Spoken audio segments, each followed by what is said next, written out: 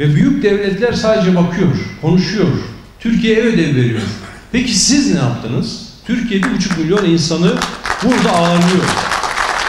Taşın altına elinizi koydunuz mu kardeşim?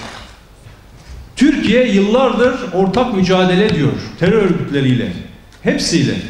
Ne yaptınız? Hep Türkiye'yi yalnız bıraktınız. 1,5 milyon insanın yükünü Türkiye çekiyor. Siz sadece konuşuyorsunuz. Bu yüzden kimsenin Türkiye'ye ev ödevi verme gibi bir lüksü yok. Ve biraz da teşekkür etmek lazım. Yani 150 bin insana kapısını, gönlünü, kucağını açan Türkiye'ye birisi de çıkıp Allah rızası için teşekkür etmez mi arkadaşlar? Eleştirelim, sorgulayalım, az kaldı, yetersiz oldu diyelim. Şu da yapılsın diyelim. Ama teşekkür etmesini de bilelim. Hiç mi güzel bir şey olmuyor? Sadece eleştirerek siyaset yapılmaz. Marifet biraz da iltifata tabidir.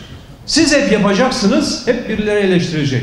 Kucağınızı açacaksınız, birileri eleştirecek. Hizmet götürecek, birileri eleştirecek. Böyle bir siyaset anlayışı olmaz. Önce o 150 bin insanın için bir teşekkür etmek lazım.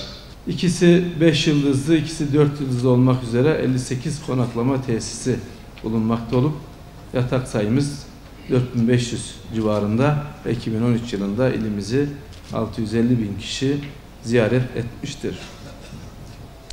Elbette ki bizler bu kentin hem turizm alanında hem olabildikçe tekstil alanında ve tarım sanayi alanında birçok yatırımların yapılması gerektiğini ifade ediyoruz, gündeme getiriyoruz.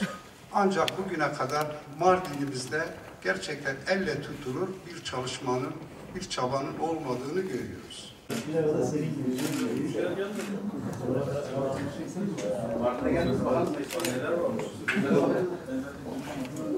Teşekkür ederim.